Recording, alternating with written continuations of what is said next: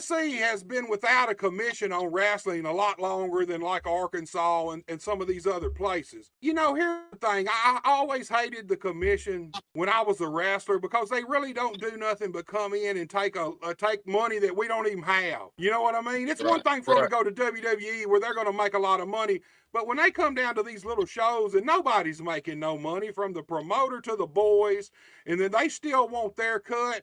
I always hated the commission, man. I thought, well, they don't really serve nothing. If we got to buy a license, every guy who plays in a band or something should have to buy a license because it's what it is. It's entertainment. But now that we don't have these commissions, and I'm starting to see a lot of reasons why having a commission was a good thing at times because I believe having a commission kept down a lot of riffraff things that we're starting to see around the business, man. Look, these kids are starting younger and younger. We're joking about 13 and 14, but literally, some of these kids are wrestling even earlier than that now. Oh yeah. And here's the thing about pro wrestling, in my opinion. You gotta learn this business. It's hard to put it. So you had your daddy, you had Rocker.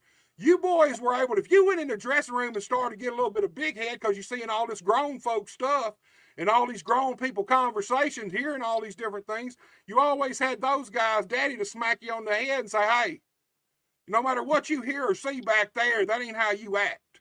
You know what I mean? Right. Where you bring these kids in the dressing room and you just let them loose in a grown person's environment and they're experiencing all these different things and people's bullshitting, telling crazy stories and stuff, and they hear all this stuff, and it's not good for them, man. It's just not, man. And I think I'm starting to become a firm believer in maybe we need a commission somewhat.